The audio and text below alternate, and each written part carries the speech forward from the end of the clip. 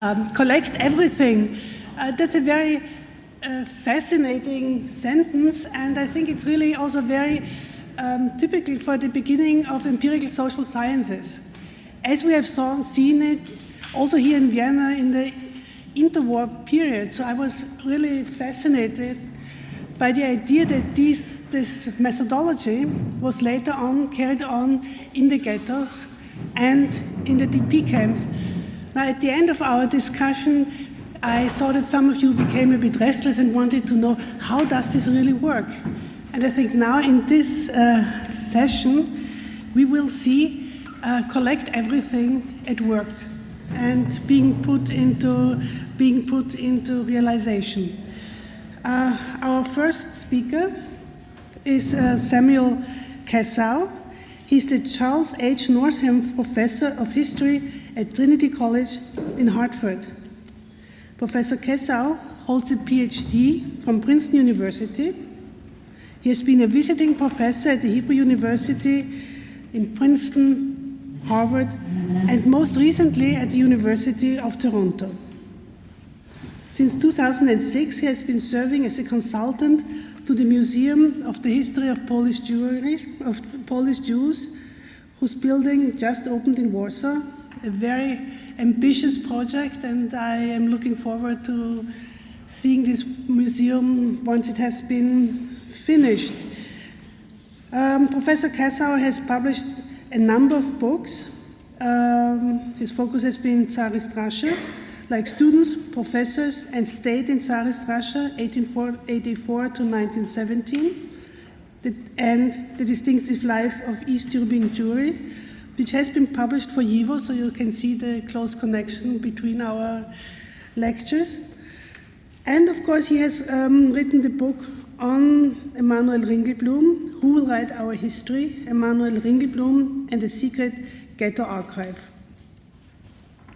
I'm now asking Professor Kassow to tell us about the Emanuel Ringelblum and the Secret Archive.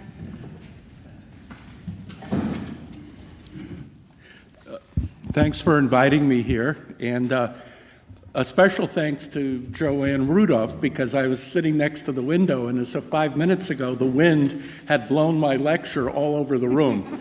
So she quite happily was there to pick it up, so I'm glad that I'm able to read a lecture and not improvise.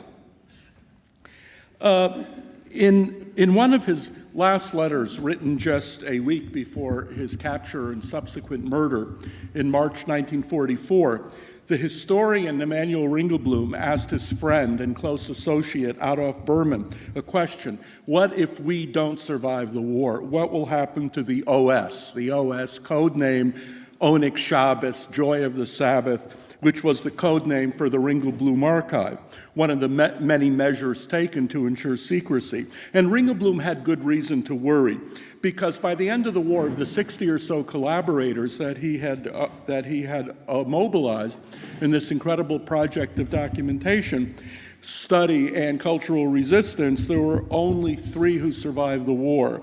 And it was only with great difficulty that the remnants of the archive were found. Thanks to the materials of the Ringelblum archive, we have a deeper understanding of the social and cultural history of the Warsaw Ghetto, which was, like most ghettos, not just an antechamber to the death camps, but in Gustavo Corny's words, quote, a unique social structure in which elements of the traditional pre-war Jewish society continued to exist. The lives of ghetto inhabitants did not begin in 1939 or 1941, and any serious research on ghettos and ghetto archives must frame questions that recognize not only rupture but also continuities, exactly the approach that Ringelblum and his archive took. By necessity, most of Ringelblum's material was on the Warsaw Ghetto, but he wanted to widen his sites as much as possible to include other towns, and ideally to provide future historians with documents which would facilitate wide-ranging research into Jewish society in Poland under the Nazi occupation, including, I believe, a comparative study of ghettos. And keep in mind that before the war, Ringelblum, as a historian, expressed the belief that a historian should not just be a scholar, but a historian should be an organizer and a facilitator to do things to help other historians with their research, and he continued that into the ghetto. The archive was meant to be a project not just of documentation, but of facilitation. The Oynik Shabbos archive functioned from 1940 until 1943. And although Ringelblum continued to write until his death in 1944, and documentation in Warsaw went on, the Oynik Shabbos itself really came to a close at a particular period. The materials were deposited in three caches. The first buried in tin boxes in August 1942 and found in September 1946. The second cache buried in aluminum milk cans, probably in February 1943, and found by accident in December 1950. And a third cache buried, probably, in April 1943, just before the outbreak of the ghetto uprising, on the site of the brushmaker's shop, which in time became the location of the Chinese embassy, and there was an effort to search for this third cache underneath the Chinese embassy, but it was never recovered. And this was a great loss because we would have learned quite a lot, had it been found, about the preparations for resistance and the psychological mood of the ghetto on the eve of the uprising. Many documents and photographs, especially in the first cache, were lost to water seepage and mold. And it is probable that parts of the first cache vanished forever. Ringelblum refers to many documents and essays that never turned up in those 10 tin boxes, which were found in September 1946. Nevertheless, 25 to 30,000 documents, things have survived. A catalog and a reader's guide recently published by the United States Memorial Holocaust Museum and Indiana University Press runs in and of itself to more than 500 pages. The value of the archive for the study of the Warsaw Ghetto becomes even greater when one remembers that Warsaw suffered enormous damage during the Jewish and the Polish uprisings, and thus compared to other cities, very few archives and wartime materials survived. There's yet another reason why the archive is important. The Germans thought they would win the war. They would write the history of the Jews. The Jews in the ghettos saw the Nazi propaganda posters. They knew how the Nazis would portray them to future generations as rats and vermin. And so Jews under the Nazi occupation said that even if we ourselves did not survive the war, we'll leave time capsules buried under the ground, documents that will enable future historians to write our history on the basis of Jewish and not Nazi sources. Under the ruins of the ghettos, indeed under the ruins of the crematoria in Auschwitz-Birkenau, Jews left documents. It is said that facing death in the Riga ghetto in December 1941, the story may be apocryphal, the elderly Jewish historian Shimon Dubnov yelled out, "Jeden verschreibt," Jews, write everything down. And they did. They organized secret archives in Łódź, Vilna, Białystok. And the Oynik Shabbos archive in Warsaw was the biggest of all, perhaps the biggest such project of civic resistance, to borrow Ruta Stokowska's phrase, in occupied Europe. Yes, one could resist with pen and paper, as well as with guns and rifles. The effectiveness of the Oynik Shabbos was enhanced by its organizational structure, much more elaborate than other ghetto archives. At the center stood an executive committee that charted strategy, set agendas and tasks, and raised money. It met once a week, Saturday afternoons. The archive also included interviewers, writers, copiers, and a technical staff that alone had physical access to the materials. Only a few members of the Oynik Shabbos knew where the documents were being kept, and this provided an extra measure of safety from informers and the Gestapo. Ringelblum brought together, as I said, a close cadre of about 60 collaborators that included religious Jews and communists, Bundists and Zionists, well-known pre-war leaders, and obscure refugees. It would be going too far to say that the Oynik Shabbos worked in complete harmony, or that party differences entirely disappeared. Nachman Blumenthal was wrong when he said after the war that Ringelblum was totally objective. Ringelblum remained a loyal and staunch left labor Zionist to the very end, and his radical Marxist pro-Soviet politics certainly affected his judgment of people and events. And it certainly colored his struggle to make sense of the mass murder. Why is this happening? It influenced his understanding of Nazi Germany and of the roots of Polish anti-Semitism. And to make a long story short, he did buy into this Marxist analysis of generic fascism, a dying capitalist system doing anything it can to preserve itself, but that's a long story. That said, Ringelblum still valued the goals of scholarly integrity and objectivity, and he proudly asserted, correctly, that this Onyx Shabbos collective was imbued with a common mission, a national mission, to document Jewish life under the Nazi occupation and to ensure that future historians would write on the basis of Jewish and not Nazi materials. To ensure secrecy, the archive mostly operated on a need-to-know basis, with careful screening and tight compartmentalization. This caution exacted a price, both in terms of recruitment, that is, valuable people who the archive chose not to involve, like Meyer Balaban or Isaac Schipper, because of people they associated with, and it exacted a price in terms of materials that the archive chose, at least in the beginning, not to collect. But the Gestapo never tracked down the archive. Indeed, the Onyx Shabbos archive, as one of the three survivors remarked, had more luck saving documents than saving people.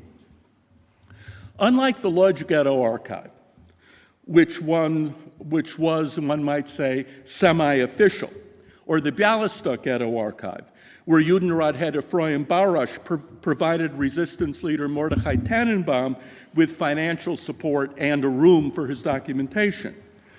Or the archive in the Vilna Ghetto, where Ghetto Commandant Jacob Gens would occasionally drop by to talk to Hermann Kruk, the chief archivist.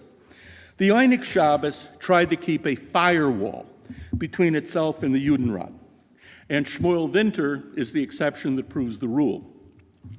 Even more, the Onyx Shabbos archive saw itself as part of an alternative community, to borrow a term from Lucy Davidovitz, that supposedly represented the real voice and the real soul of Warsaw Jewry, as opposed to the official and the corrupt Judenrat. Such a stance, as I said, affected the priorities of the archive, at least until the beginning of the Great Deportation in July 1942. Until that time, Ringelblum did not make the collection of Judenrat materials a priority, and after the beginning of the Great Deportation in July 1942, the Judenrat in Warsaw barely functioned. Ringelblum's contempt for most of the Judenrat affected his judgment of such key figures as Chairman Adam Chernyakov and Abram Gepner, a leading Judenrat member and pre-war industrialist. And therefore, sections of Ringelblum's diary and notes must be used with great caution. Had we depended just on Onyx Shabbos materials for our understanding of the Warsaw Judenrat, had Chernyakov's diary not survived, then our knowledge of that institution would have been quite skewed. Over time, the Onyx Shabbos pursued changing and overlapping agendas. The first agenda item, begun in 1940, was to zammel, to collect testimonies, diaries, candy wrappers, tram tickets, restaurant menus, anything that could give future historians insights into the life of the ghetto, including material culture. And Ringelblum, before the war, was very interested in material culture.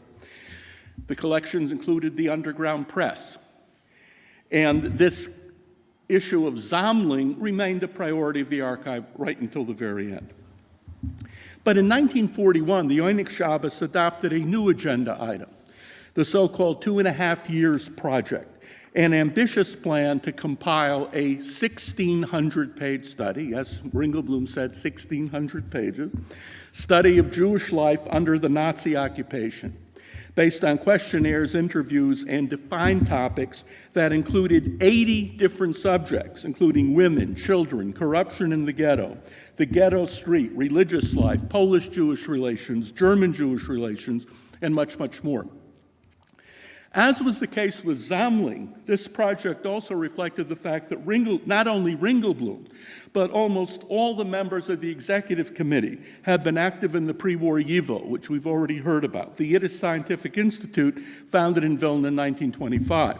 Indeed, Ringelblum, who'd earned his doctorate in history from Warsaw University, was one of the leaders of the YIVO's historical section. Jewish historians in pre-war Poland, Ringelblum, Mahler, Schipper, Balaban, and others, saw themselves not only as scholars, but also as soldiers who were fighting to defend the honor and dignity of Polish Jewry. Certain nationalist Polish scholars were writing thick books with many footnotes to depict the Jews as outsiders, aliens who'd blocked the formation of a Polish middle class, who'd crippled the growth of the Polish economy, stunted the growth of Polish cities, set up Poland for the partitions of the 18th century. Jewish historians fought back, showed that Jews had lived in Poland for centuries, had fought for the country, built up its economy, and thereby lived in Poland by right and not by sufferance. The YIVO emphasized social history. It was populist, and it encouraged ordinary Jews to write their own history and to collect the documents to make this possible. Like the French Annales School, it stressed history from below, the history of Jews as a story of everyday life and ordinary people, rather than as an embellished account of rabbis, scholars, and wealthy businessmen. The YIVO was determined to raise the stature of the Yiddish language, which was so many despised as the language of the ignorant and low-born. The YIVO also stressed interdisciplinary approaches, the collaboration of scholars and ordinary Jews, the use of questionnaires and surveys to encourage the writing of history by the people and for the people. And we also see here Ringelblum's pre-war interest, as I said, in Alltagsgeschichte, history of everyday life, and material culture. We also see, by the way, the real impact of Polish sociology, the tradition of Znaniecki, the tradition of the personal document, the impact of Max Weinreich's visit to Yale in 1931-32, the impact of Boas and Dollard, and the YIVO's growing interest in how a pariah minority can use sociology and the social sciences to develop mechanisms of self-defense for its young people. Blacks in America were second-class citizens. How did African-American leaders enable their young people to protect their self-esteem? Max Weinreich went to Tuskegee, Alabama to find out in 1931.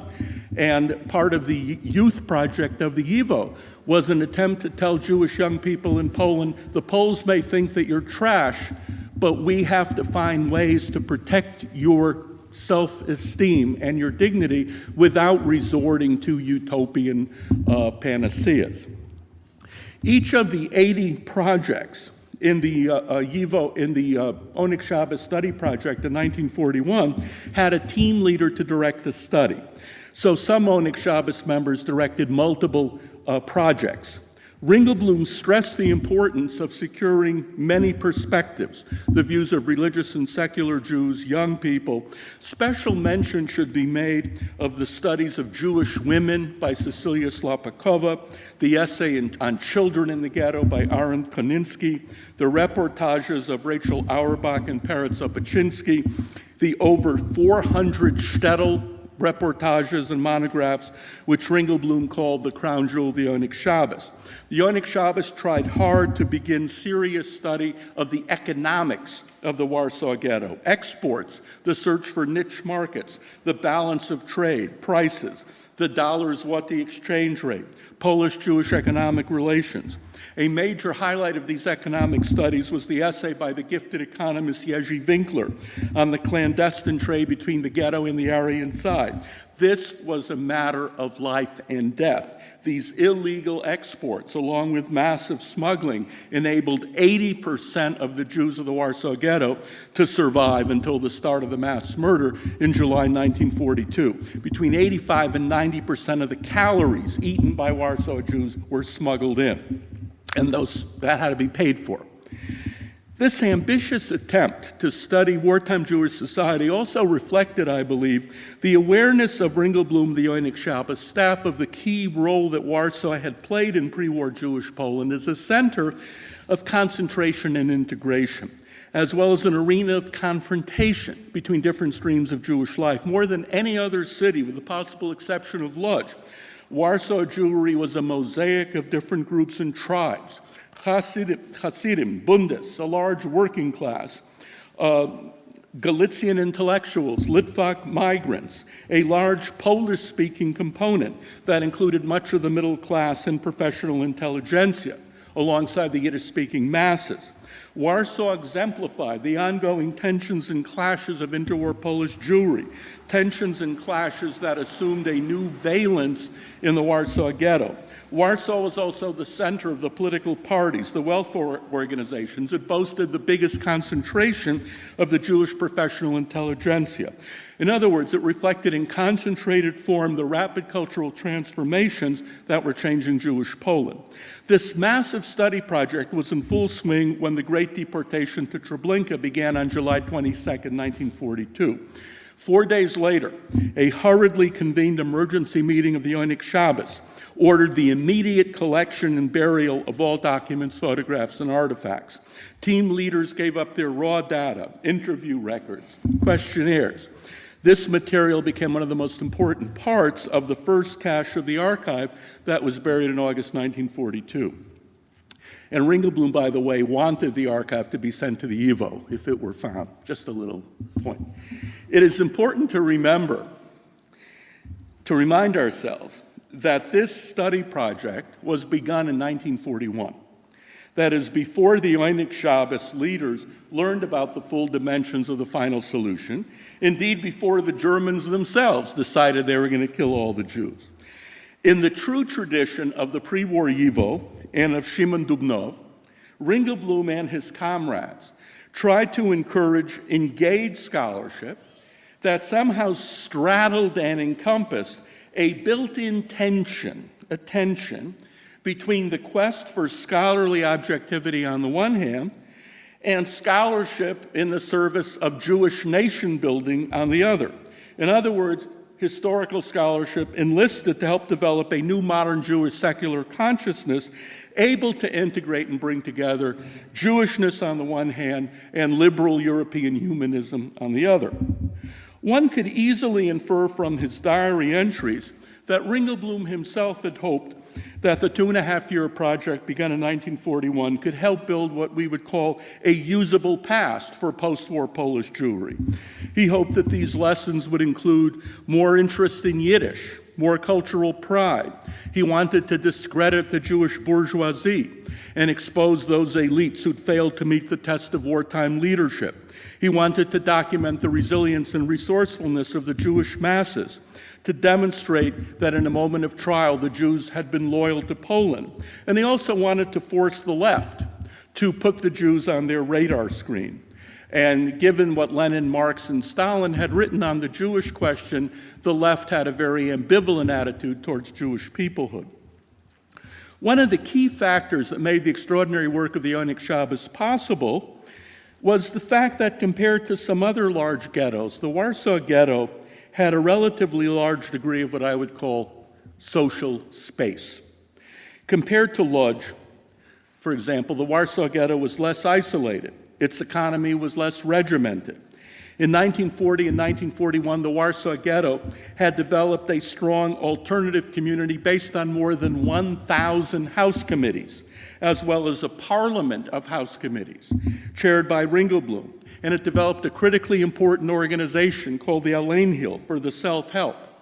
The self-help was a prime example of what Yehuda Bauer has called an intermediate organization in the ghetto.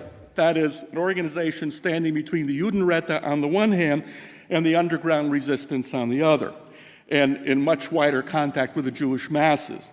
It ran soup kitchens, refugee centers, daycare points for children. It brought together secular and religious Jews in a common battle to save Jewish lives and fight back against the threat of despair and demoralization. The Oinik Shabbos and the Eleonore existed in a symbiotic relationship. Most of the leaders of the Oinik Shabbos also occupied leading positions in the Eleonore, including Ringelblum, including Joint Distribution Committee Director Yitzhak Gitterman. Hirschwasser, Menachem Cohen, and others. The Onyx Shabbos folded most of its operating expenses into the budget of the Alleinhilfe, which provided employment to most of the staff. Just as important, it was through the Alleinhilfe that the Onyx Shabbos was able to collect information and documents while at the same time preserving secrecy. Interviews with refugees, information gathering in soup kitchens and schools, writing contests targeted at subgroups such as young people, study projects of social problems in the ghetto. These could all be labeled as Alleinhilfe projects. Directors of soup kitchens or schools could alert the Onyx Shabbos to interesting sources of information or individuals to be interviewed. Needless to say, until the entry of the United States into the war in December 1941, the Alleinhilfe benefited from its association with the Joint, which was an American institution. Therefore, it was treated by the Germans with a relative degree of moderation and circumspection. A careful reading of Onyx Shabbos materials affords some valuable insight into the escalating dilemmas faced by the Alleinhilfe. Initial optimism, we can pull through, clouded by growing concern about dwindling resources. With dwindling resources, do we try to feed everybody or do we favor a chosen elite? These were questions that bothered Ringelblum. By the same token, as we can see from the writings of Rachel Auerbach and others, working for the Alleinhilfe was morally complicated. It was all well and good to tell oneself, as Ringelblum, Auerbach, and others did, that they were working on behalf of the Jewish masses, that they were working for the real community, that unlike the Judenrat, they cared about the common people. But those same common Jews, those same masses, starving and desperate, often had a very different point of view. Many of them saw Ringelblum and Auerbach and the Onyx Shabbos staff, the Alleinhilfe staff, as arbiters of life and death, who had access to jobs and food, and who protected a favored few, well-connected friends and party comrades. It is to Ringelblum's credit that for the most part, I would say almost entirely true, there is little evidence of censorship in the Onyx Shabbos, perhaps there's a little but not much, and that there is a lot of material criticizing the alternative community that he so fervently supported. With the onset of the mass murder of Warsaw Jewry in July 1942, the Onyx Shabbos was decimated, and the documents reflect the inhuman strain on the dwindling group of members. The 60 soon dwindled to 50, then to 30. Every day somebody else was taken to the Umschlagplatz. There is, by the way, an instructive difference between Onyx Shabbos materials and post-war memoirs. Onyx Shabbos materials show an incredible degree of anger directed against other Jews, who are mentioned sometimes much more than Germans. Even close friends and co-workers turned against each other, if only temporarily. And this anger didn't spare Ringelblum himself. One might have assumed that once the group understood that few Polish Jews would survive the war, they would throw up their hands in despair. True enough, we see signs of this despair in Ringelblum's notes in that terrible summer of 1942. They're disjointed, rushed, strained. He does not complete sentences. One can tell that he's on the brink of the abyss along with his comrades. But incredibly, the work continued, now with new agendas. One was to send 4 detailed reports to London via the Polish underground. These reports included eyewitness accounts of escapees from Chełmno and Treblinka, as well as reports of eyewitnesses from killings in other towns. Especially noteworthy is a 100-page-plus interview that Rachel Auerbach conducted with Avram Kshepitsky, an escapee from Treblinka, as well as an eyewitness account of Chełmno by an escapee called Szlamek. An instructive Onyx Shabbos document from this period is an unfinished essay by Gustawa Jarecka, a left-wing author who wrote in Polish before the war about working-class life. As a secretary employed by the Judenrat, she had a pass which Ringelblum hoped would allow her to walk through the ghetto safely and describe the roundups. She only managed to complete the first part of her essay before she and her 2 children were killed. But among other things she wrote, and I paraphrase here, how could we Jews have been blamed for having believed that history was a story of moral progress, of an upward journey from savagery to moral integrity? How could we have foreseen that now, in the summer of 1942, the most cultured nation in Europe would be murdering children? Indeed, it seems that history's been going in the opposite direction, from morality to barbarism. But if that is in fact true, then let my writings, let these writings be, and now I quote directly, a stone under history's wheel, so that in the future, when people read these documents, they will ask themselves, how could we have allowed this to happen? Perhaps these documents themselves will be a stone under history's wheel, deflect history onto a better path. And Ringelblum himself said, these documents are important not just for Jews, but for non-Jews too. In fact, especially for non-Jews. Incredibly, the Oynik Shabbos regrouped after the Germans temporarily suspended the deportations in September 1942. The archive started new study projects, this time targeting the shops where the surviving Jews worked, the social relationships in a decimated community, the psychological reaction to mass murder. In retrospect, these sources, part of the second cache unearthed in the milk cans in 1950, provide very valuable insights into how Warsaw Jewry came to support the idea of armed resistance in April 1943, a degree of mass support which was missing in the Vilna ghetto, which was missing in the Białystok ghetto.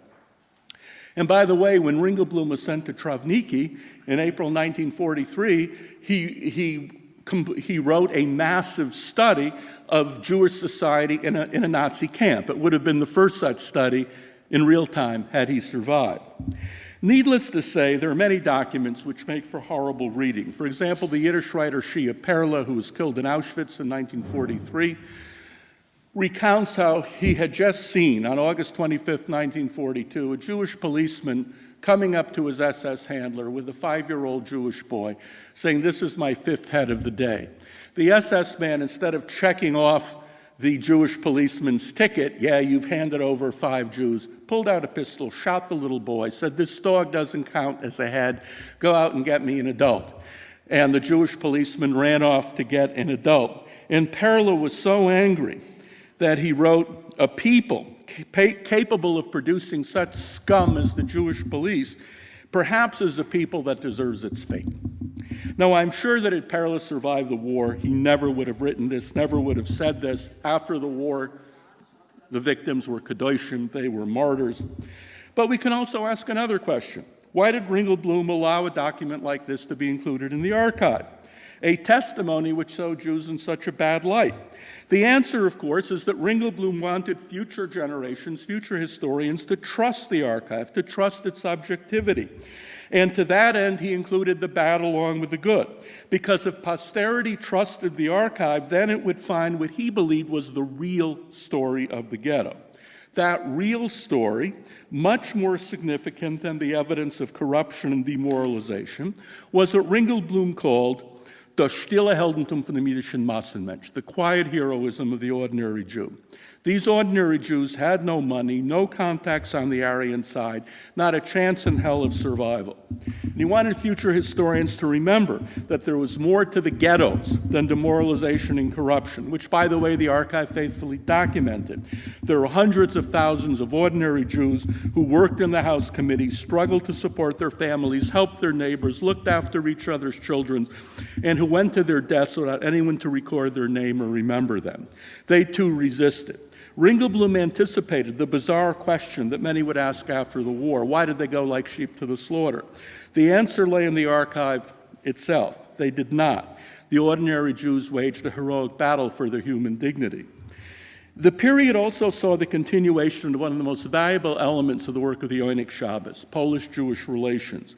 As Ringelblum himself wrote, the picture of Polish-Jewish relations that emerged, at least until the outbreak of the Great Deportation, at least until the outbreak of the mass murder, was far from one-sided.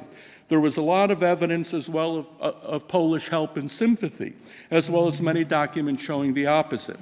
But the archive also supports the conclusions reached by Javi Ben-Sasson, Javi Dreyfus and others, that the real turning point in Polish-Jewish relations and the real turning point in the way Jews viewed Poles came with the beginning of mass murder. The start of the mass killing of Jews in 1942 led to a sharp deterioration in Polish-Jewish relations with a rise in incidents of denunciation and outright murder. The bulk of Polish society saw Jews as aliens, outside the sphere of Polish moral responsibility. One of Ringelblum's last works, his masterpiece, written after the Einik Shabbos formally closed, was on Polish-Jewish relations in the Second World War. This book was written after he escaped from the Travniki labor camp in August 1943 and was sitting in a crowded dark underground bunker in South Warsaw with his wife and son, 34 other Jews.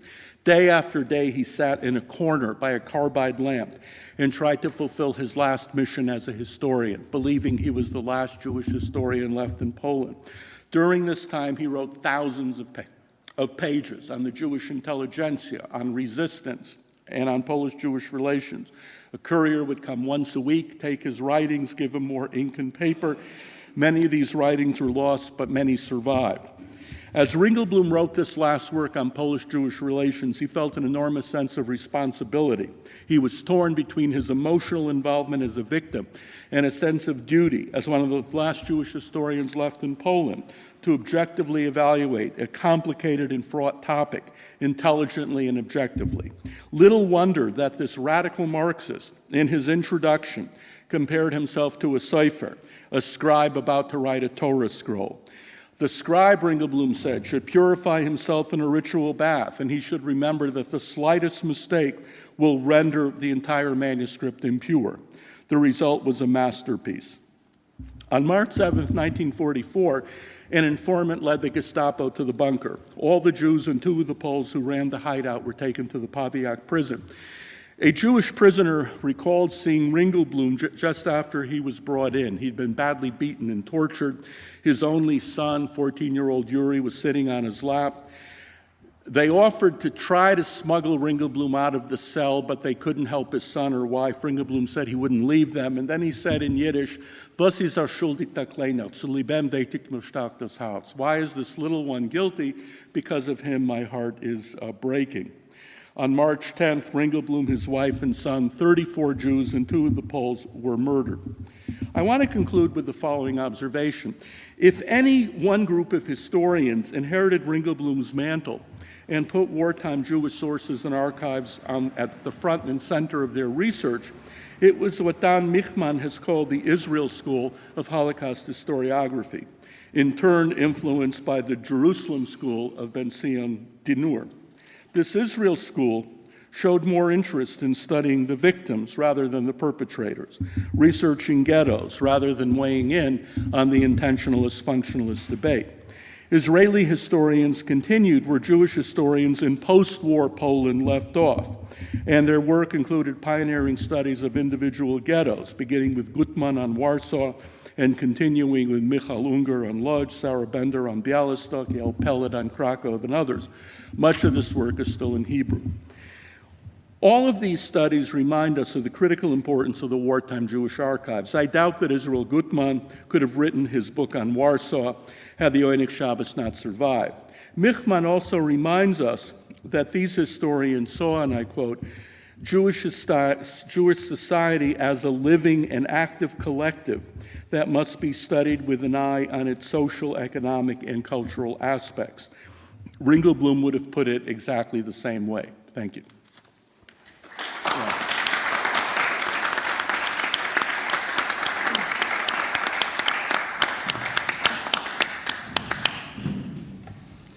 Thank you very much for this very vivid description of the Ringelblum archive and its importance. I now want to introduce our next speaker, Eleonore Rosen, who's going to talk on a very different collection, on the collection of David Boder, of interviews made in DP camps in 1946. Abraham Allen Rosen is the author and editor of 10 books, including The Wonder of Their Voices, the 1946 Holocaust interviews of David Boder and Elie Wiesel, Jewish literary and moral perspectives.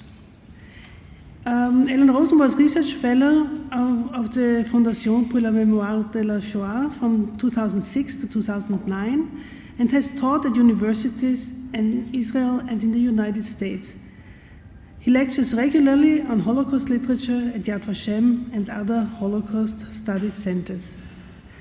He was born and raised in Los Angeles, educated in Boston under the direction of Elie Wiesel, and now lives in Jerusalem with his wife and 4 children. His current book project is entitled Killing Time, Saving Time, Calendars and the Holocaust. And I think in this way you are also in the tradition of Simon Wiesenthal, who also made this collection of memorial days for the Holocaust. Please. Thank you.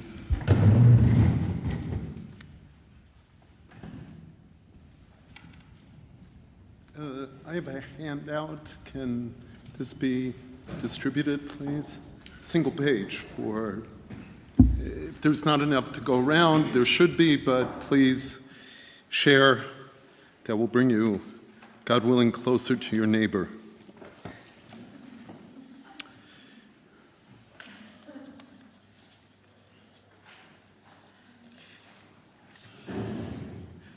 David Boder concludes his collection of summer 1946 Holocaust survivor interviews with a surprising single word, chazak, a Hebrew word printed at the bottom of the final page of 16 volumes of testimony that he assembled. It's the only time that Hebrew script appears in the collection of 16 volumes, 3,163 pages. It's surprising in a number of respects. It comes after this library of catastrophe, where interviews with young and old women and men, Western and Eastern European, religious and non-religious, and different than the other interview projects during this time, 1946, the second part of the 1940s, in which we estimate that there are a total of somewhere between 12 and 15,000 interviews conducted with survivors. It's different in that he interviewed both Jews and Christians. Most who he interviewed went through labor and/or concentration camps, but over 20 Jews hadn't. They had been rather in ghettos and hidings, fleeing to or fighting for Russia. And it's at the end of descriptions of sorrow, anguish, loss, that the word chazak is entered. And what I would like to do is, through my presentation, not to focus on Boder's remarkable project in general, but rather in the spirit of the conference, to focus on the archival issues that are addressing us, and return at the end to this question about the single Hebrew word chazak that ends, and try to account for that in terms of our mandate of Jewish heritage and Jewish identity. First, I wanted to thank Professor Lappin-Eppel and her staff for the invitation and all of the wonderful creative elements that they brought here. We learned last night from Tom Segev, gratefully, talking about the acknowledgments needing not to be at the end, but at the beginning. And if I would have come here to this conference simply to hear that. It would have been worthwhile, Dayenu. Two other just preliminary elements.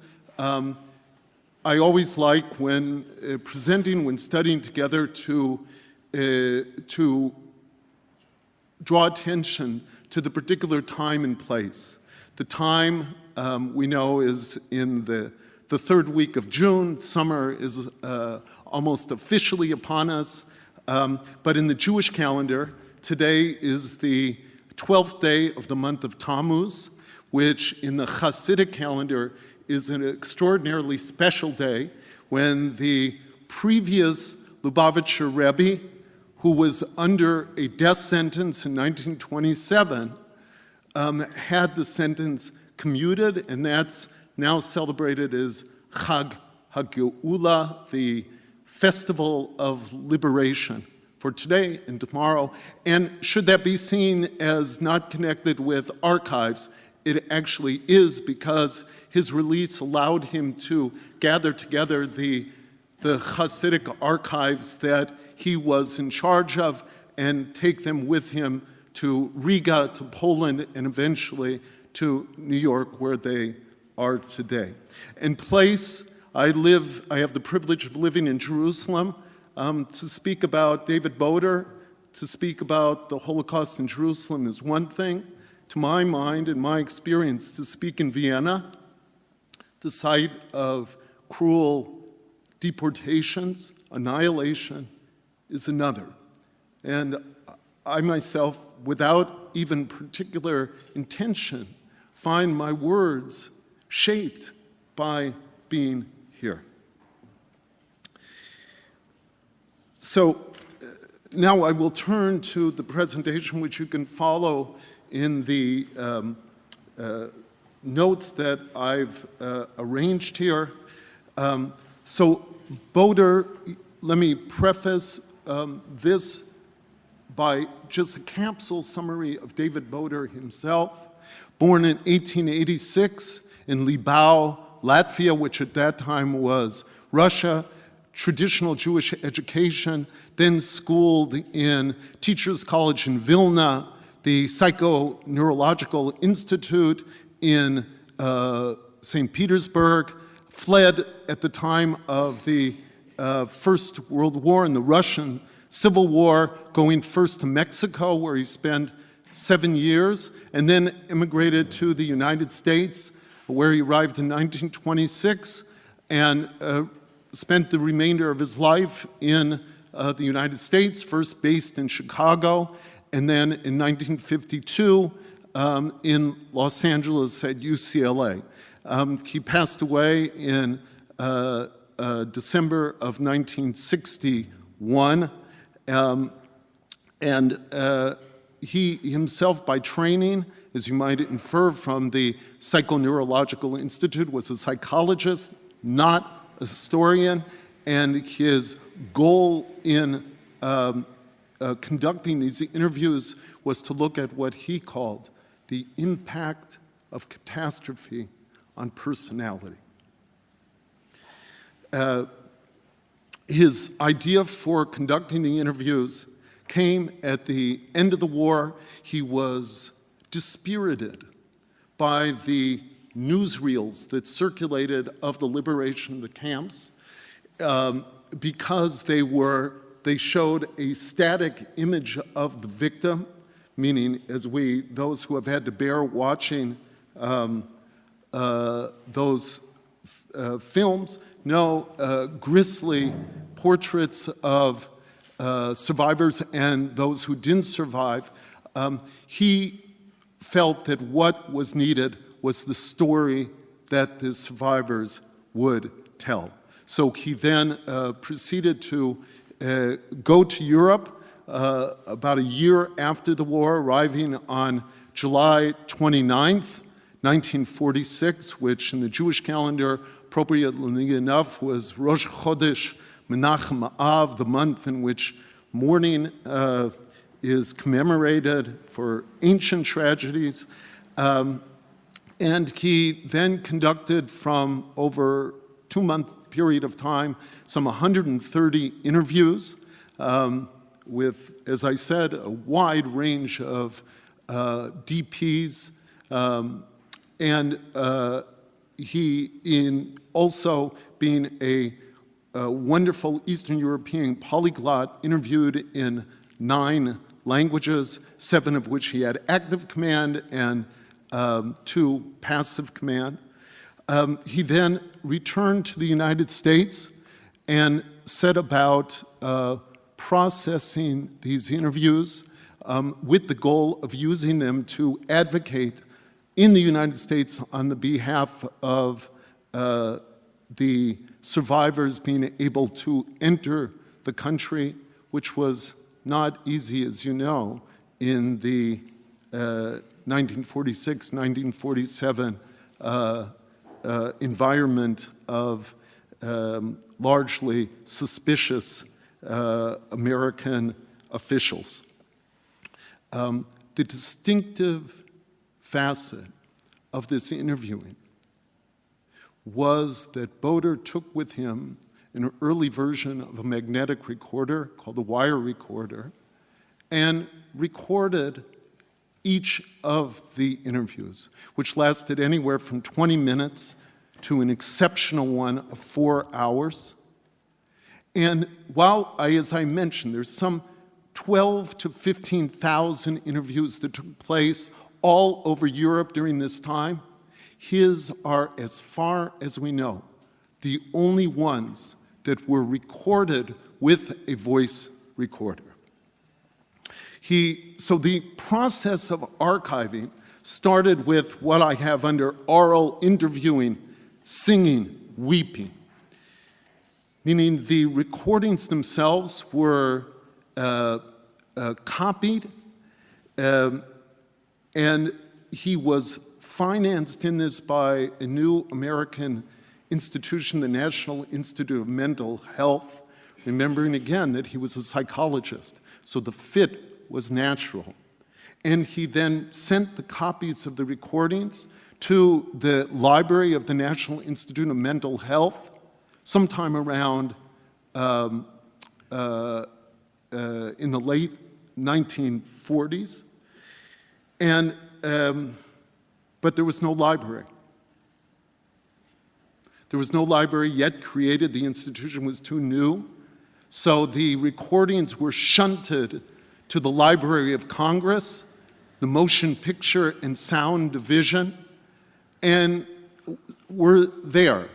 While it seems an extraordinarily odd fit, it wasn't entirely, because there were already wire recordings there of American forces at Okinawa in Iwo Jima sites in the Pacific being interviewed directly after the battles.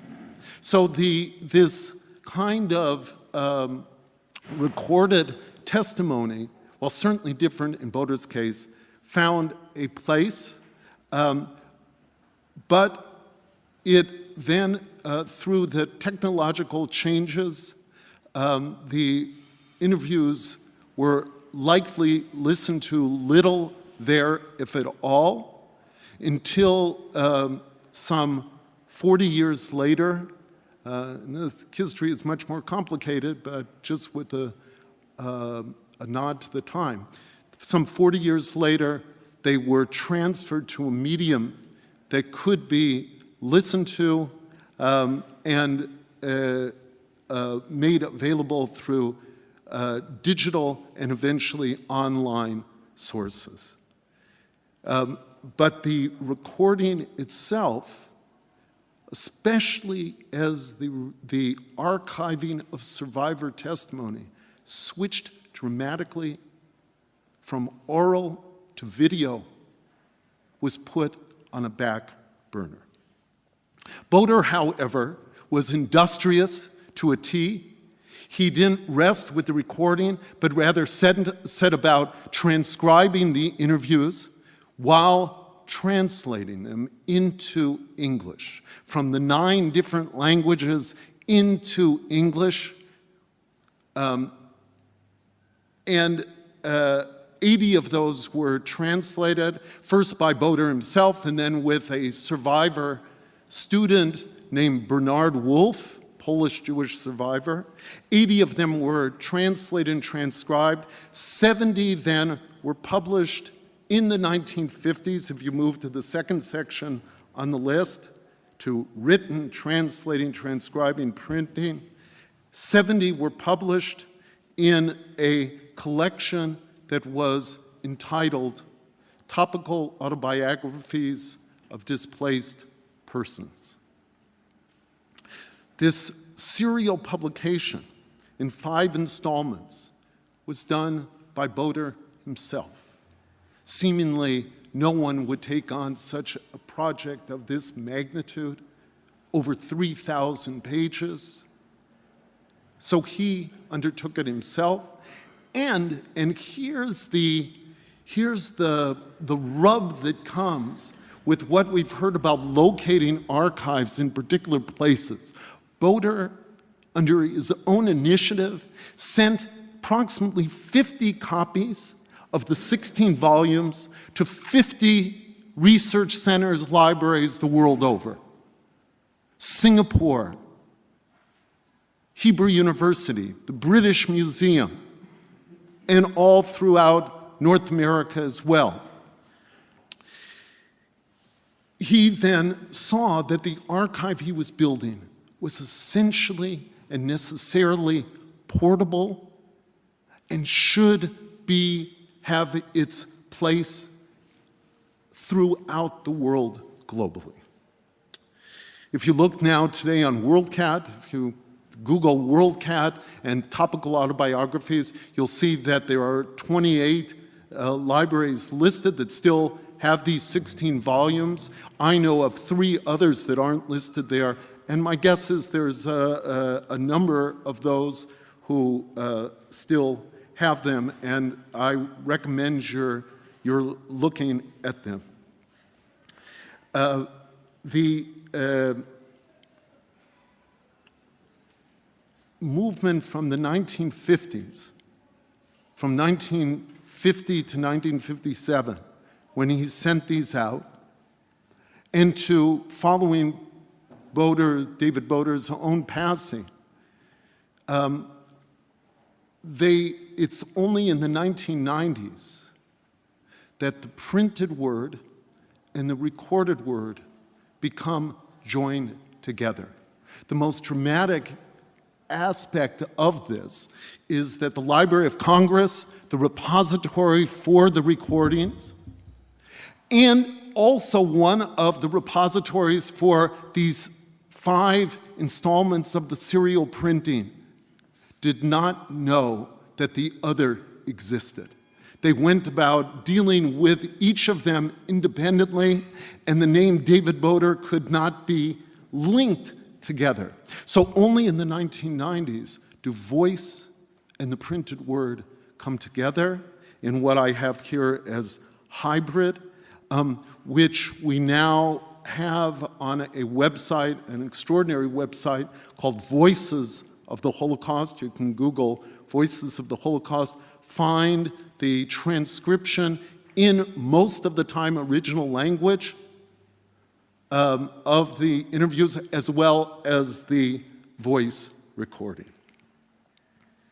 As I note, underlined on the page, ironically, that as the interviews have become most accessible in their pristine, joined, yoked form of voice and printed word, so have they become furthest removed from Jewish context. So when I consulted with the good staff at Illinois Institute of Technology, who put together this archive on the internet, and asked them, are they planning to transcribe the Yiddish recordings, which are the second largest proportion of the 130, are they planning to put the Yiddish interviews in Hebrew script, which of course most of the time Yiddish is written in, or in Latin script?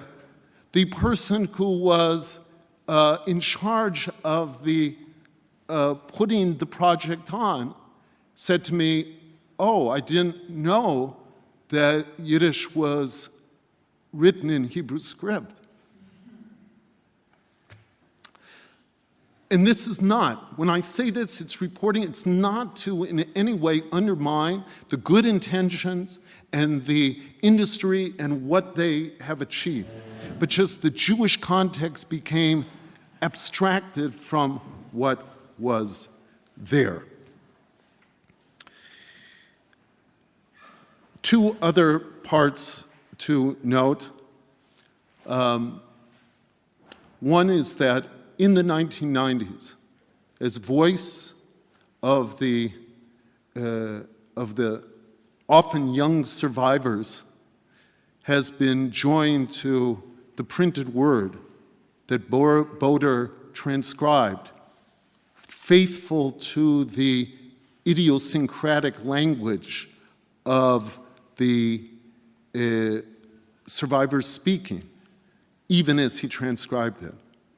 That as that came to the notice of the Illinois Institute of Technology, the Holocaust Museum in Washington, other institutions, that Boder's project was pictured as one that had been only now discovered, only now unearthed, as if Boder's project was what we heard Sam Kassow so movingly talked about, was also like a wartime Oineg Shabbos cachet. And it's so wrong. And it so maligns the history of Boder's archive, because that was continuously available and used through the 1950s, 60s, 70s, 80s, and onward. Just one instant. The book called Asylums by the sociologist, back to sociology, Irving Goffman, a classic work, still required and indispensable reading on institutions that we know of as asylums, that Goffman uses 3 works by dealing with the Holocaust. And 2 of them are by survivors, and the third is David Boder's collection.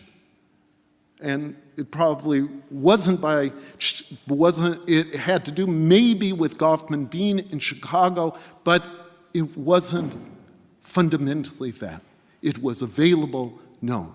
But it's tried to gain a level of authority, in my opinion, through paralleling it to Oineg Shabbos and other wartime archives.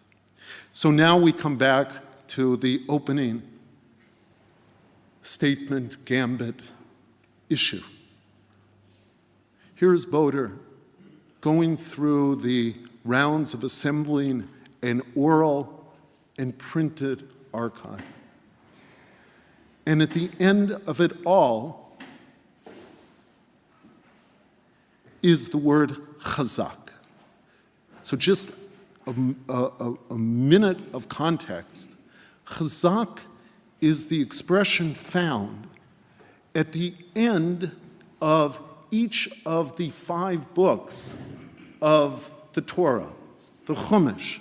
If you open up the book of Genesis in a Hebrew traditional version, you'll see at the end the word chazak, which means to give strength. And it means that at the end of studying such a book, one who has labored over this study must be sustained to go further with strength. But to use this as Boder, who was not a traditionally religious man, to use this at the end of 3,163 pages of interviews, sad interviews with survivors, is a remarkable innovation. And it is that I think Boder attempted to bring a vision of Jewish heritage and identity. Meaning, these could not remain aloof from Jewish tradition. And indeed, there's numbers of interviews that he conducts that are with passionately ultra-Orthodox Jews. So that is there in the collection. But his vision was that this itself was a, if you will, rather boldly, even brazenly, if you will, this was a supplement, an extension of Torah. And that word chazak, he then wrenched and borrowed from a sacred context to confer sacred status onto what he was dealing with. Others have done similarly. He's not the only one. But to do it with such a nomenclature seems to point us into a direction, challenging us to see archives not aloof from the tradition which they arise from, but rather anchored fully in it. Thank you.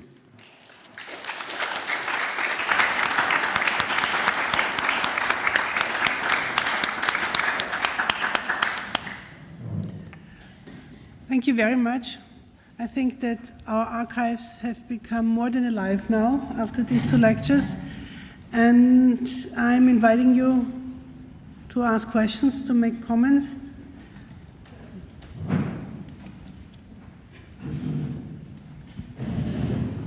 I have one very specific question and one more general and abstract one. So the specific question is for Alan Rosen. And I'm wondering whether during the 1920s, can you hear?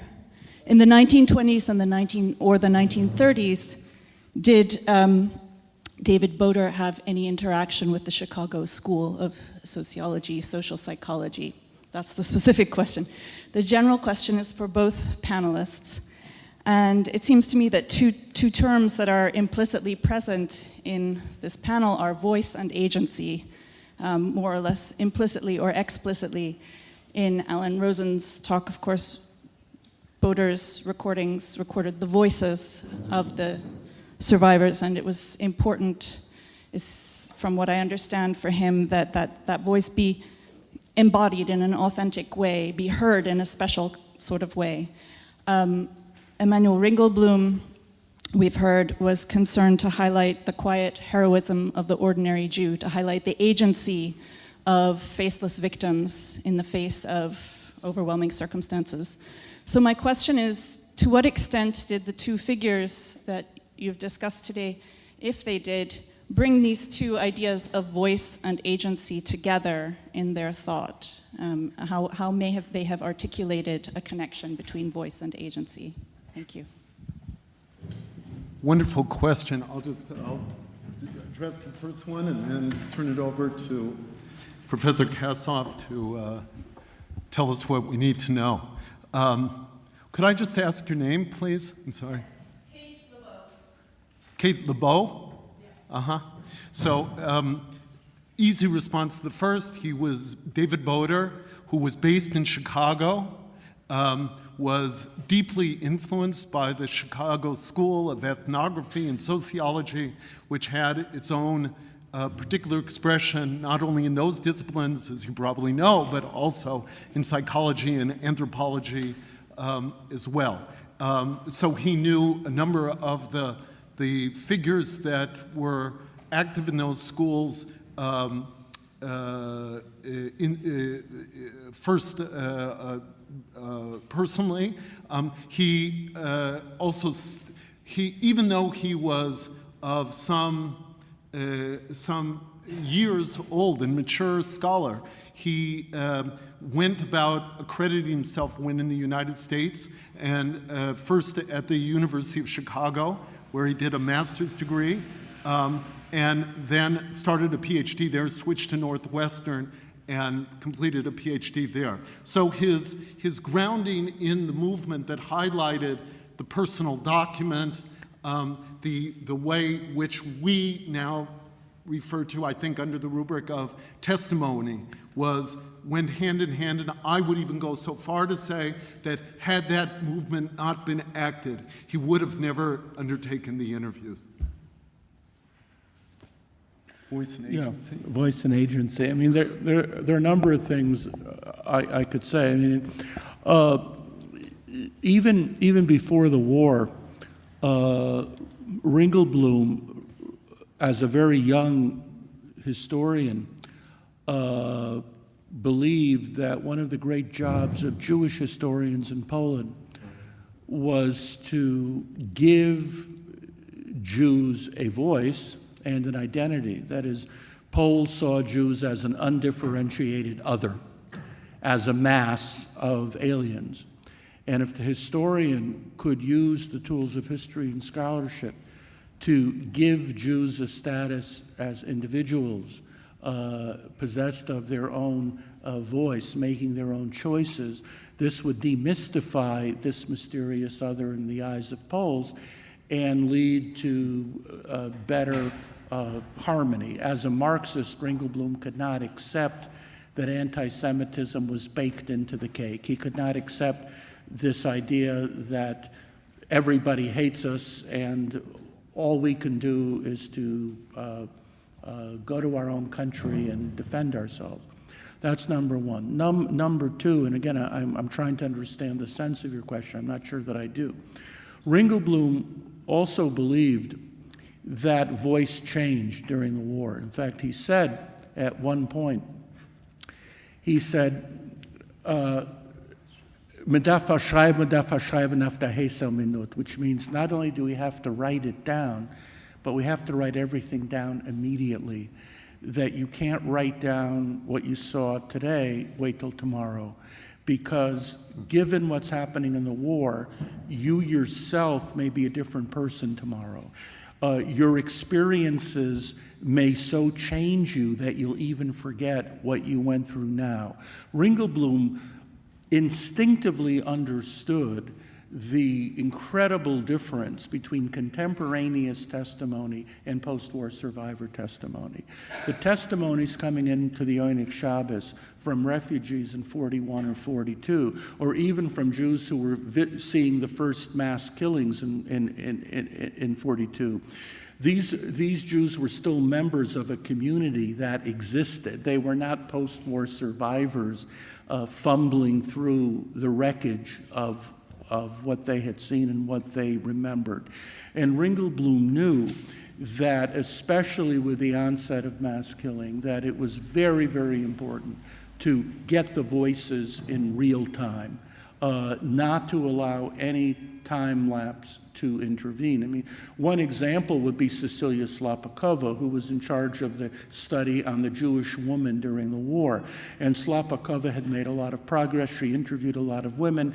She had written an introduction full of optimism about how women had stepped in, were running the soup kitchens, running the house committees, had shown themselves to be more resilient than men, more immune to depression. And she said, when the war is over, the Jewish woman will not let herself be pushed back into the kitchen. She will demand a place at the table. Now, let's assume that Slapakova had survived the war. She didn't. She was killed with her daughter in Treblinka. And let's assume that she'd gone through Majdanek and Auschwitz and the Yale Fortune Archive or Spielberg were interviewing her. She would have forgotten that once upon a time she was thinking about Jewish women in Poland after the war. She would have thought about the ghetto as a holding pen to the death camps. Her whole being would have been changed by what she had seen, by what she had known. So Ringelblum was very much aware of changing voices, voices especially fragile in the conditions of war and rupture. Continuity and rupture, a very, very delicate balance in the Oynik Shabbos archive. The continuity leading to the archival project, the rupture leading to questions about what are we doing now. And one last point I'd like to make about agency. When I said that Ringelblum was talking about the quiet heroism of the ordinary Jew, there's a lot of shorthand there. I mean, there's a lot of explanation that needs. And by way of explanation, let me just say that already before the war, in the 1930s, many Jewish writers and thinkers and intellectuals, poets like Gladstein, who writes A Gute Nacht Welt, and historians like Eliyahu Cherikover, and YIVO leaders like Zelig Kalmanovich are beginning to say, you know what, when we made our bet on the French Revolution and on the Declaration of the Rights of Man, and when we made our bet on European culture, and when Gladstein became an in sich poet, saying a Yiddish poet doesn't have to write about, oi, the Jews, a Yiddish poet can write about poetry, right? We were wrong. We had deluded ourselves on our faith in Western culture and in Western aesthetics. And unlike the Jews in the Middle Ages, who in the ghettos at least had internal integrity and certainty, we're like a swimmer stranded between two shores. We've left our Jewish traditional world, and we've been rebuffed by the European world, and we haven't reached that European world. We are a people in a state of advanced decay and advanced decomposition. That debate was in full swing when Hitler put the Jews in Poland into ghettos, and the debate continued in the Einik Shabbos. The Jewish police, the informers, the corruption. Many Jewish intellectuals interviewed by Emanuel Ringelblum said this is just a symptom of the gangrene that had set into the body of the Jewish people before the war. We are indeed a accursed people. The Poles are right in expressing contempt for us, because look at us, we are a pathetic people. And Ringelblum went through hell trying to think about the implications of what was being said. And finally, in early 1942, and then with increasing certainty, Ringelblum came to the conclusion that these pessimists were wrong. That yes, there were police, there was demoralization, but any other people would not have acted better, he believed. And he believed that the ordinary Jew was the real hero, showing incredible resilience, incredible psychological fortitude, and that this was the redemptive message, you might say. This was the one source of comfort. And he came to this after a lot of pain, after a lot of hesitation. So he came, so I don't know if that answers your question about agency, but he believes that the ordinary Jews assumed a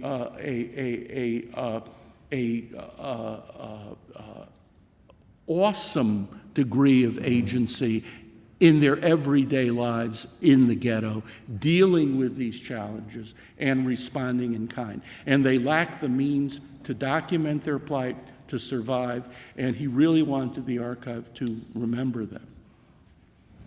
So maybe just briefly, very briefly, so that, as I mentioned, the motion pictures, newsreels circulating in the theaters in 1945 gave Boder the idea that the survivors were being deprived of the agency that you speak of.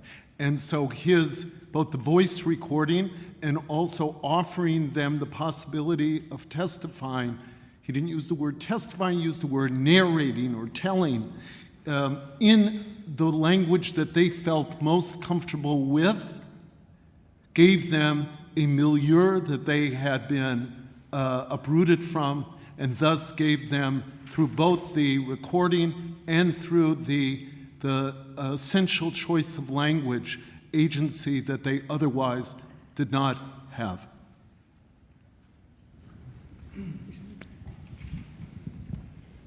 Did Boder ever try to verify the statements which he took from the survivors? I'm asking this because whenever historical archives and memories collide, historical archives have no chance. Memory will always win.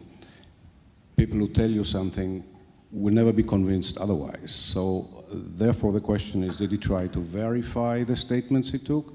And the second question is, what did he learn from these statements as a psychologist? Great, thanks very much. So your questions coincide to my mind. In other words, he was not trained as a historian. He was not conducting these interviews as a historian. His raison d'etre was to see the impact of catastrophe on personality. So so facts were certainly important. Facts were certainly important, but they weren't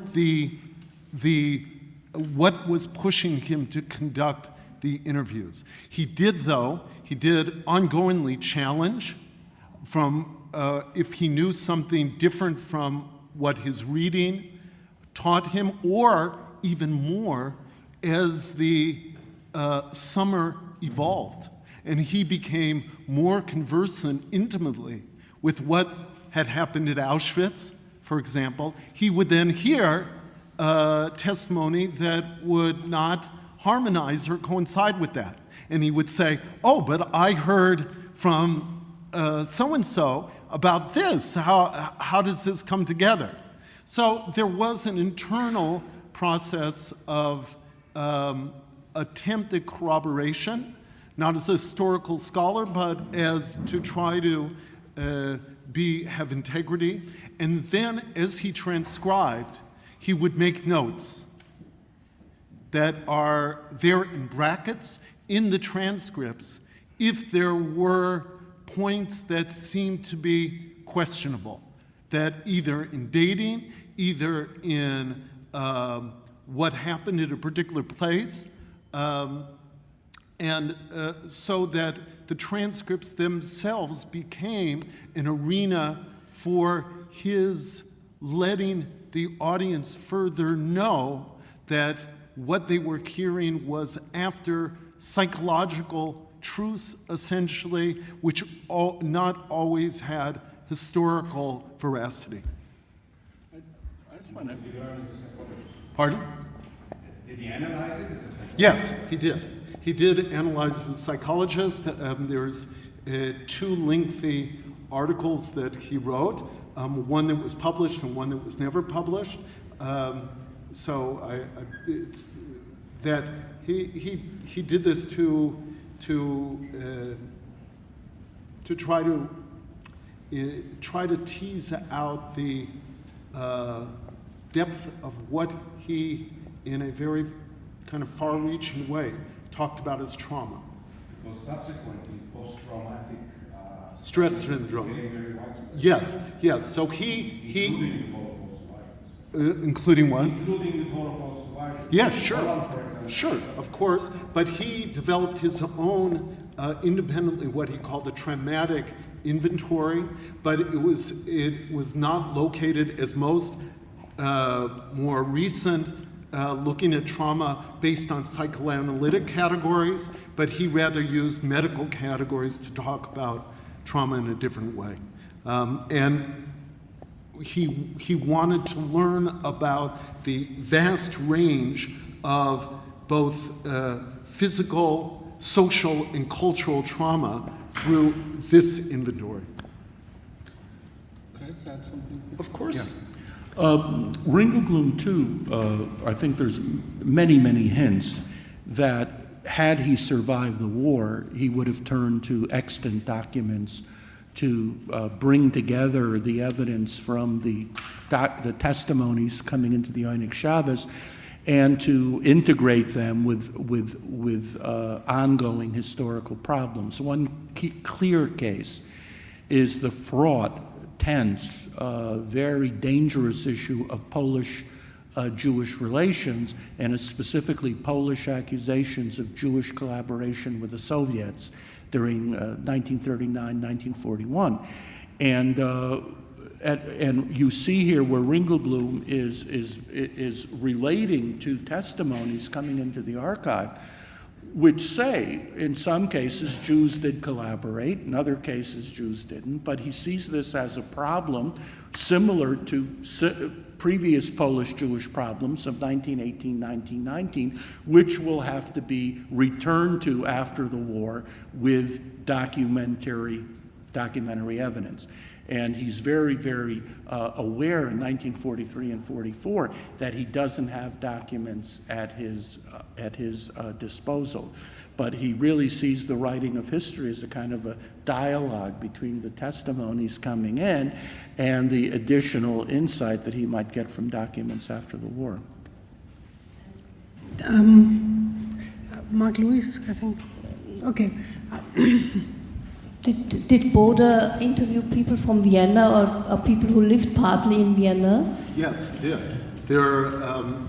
Indeed, there are a score of interviews of those who were born in Vienna, of those who came through Vienna, moved to Vienna, and those who had also been in Vienna in post-war. For those that are interested, both in German, Friedrich Schleffrig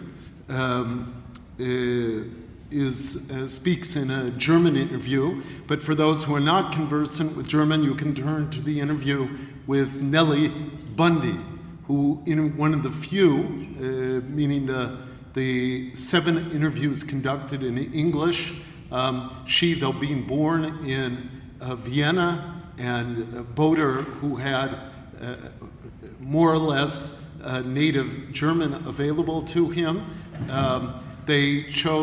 she chose to interview in English, which is its own fascinating story. But the way in which Vienna, thank you for asking, the way in which Vienna is on the map of Boder's interviews goes both from pre-war to wartime to post-war itself. This will be the last question now, please. Hello, I'm Mark Lewis from City University of New York. I have a question for Professor Kassow, please. You mentioned that the Oinig Shabbos archives showed some social tensions and some social relations from the pre-war period.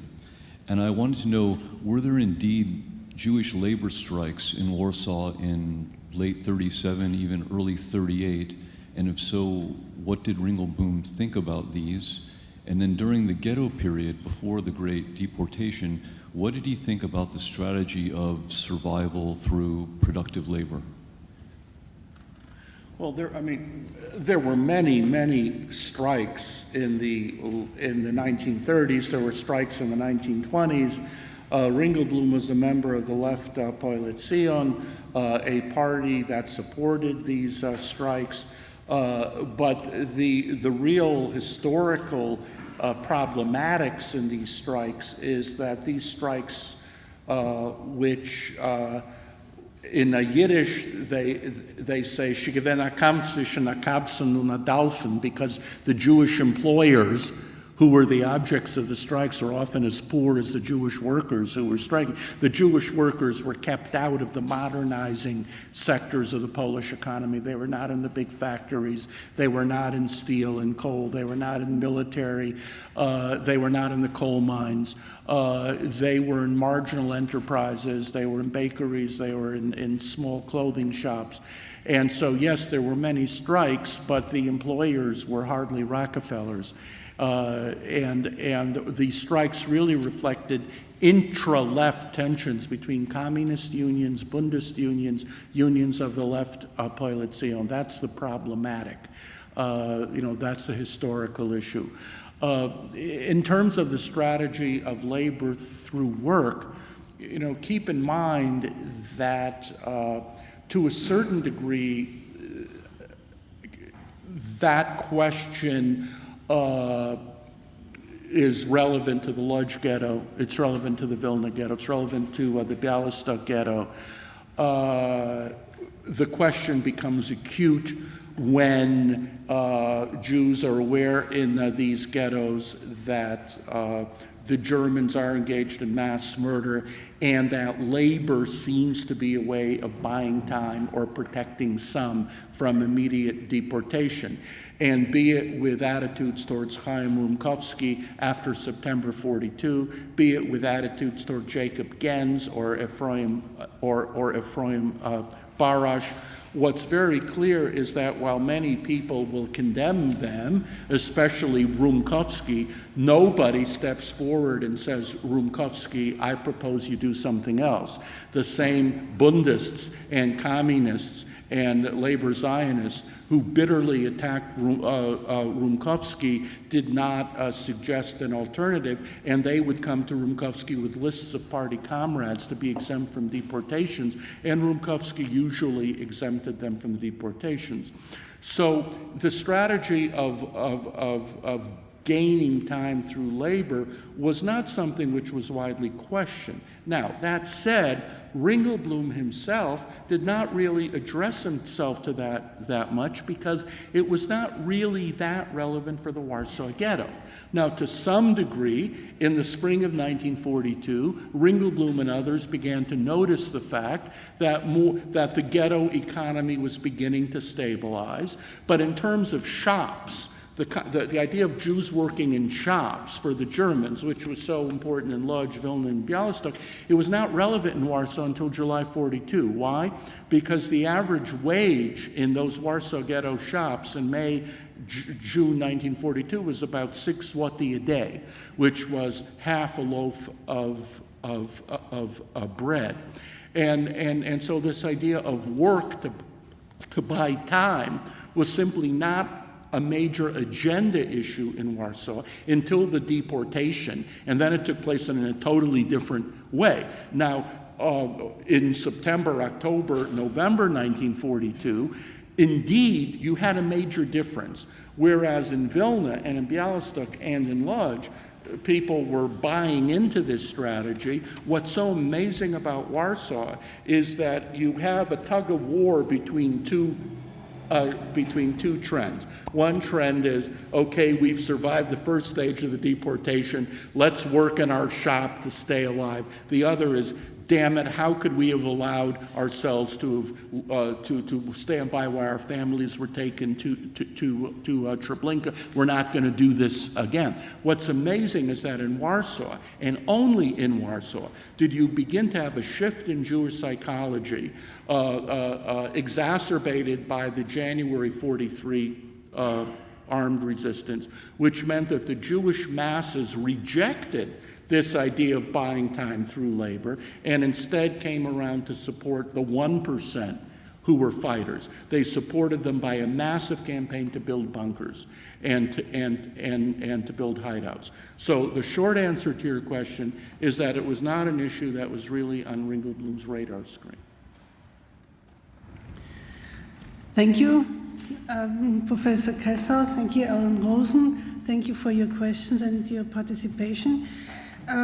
We are going into our short lunch break now until 2 p.m. I'm really asking you to be 2:30 p.m. I'm really asking you to be back in time, despite the short time. You might leave your belongings here in the room. It will be locked. So if you don't want to carry them around, just leave them here. They're safe. So have a good lunch break and see you later. Bye-bye.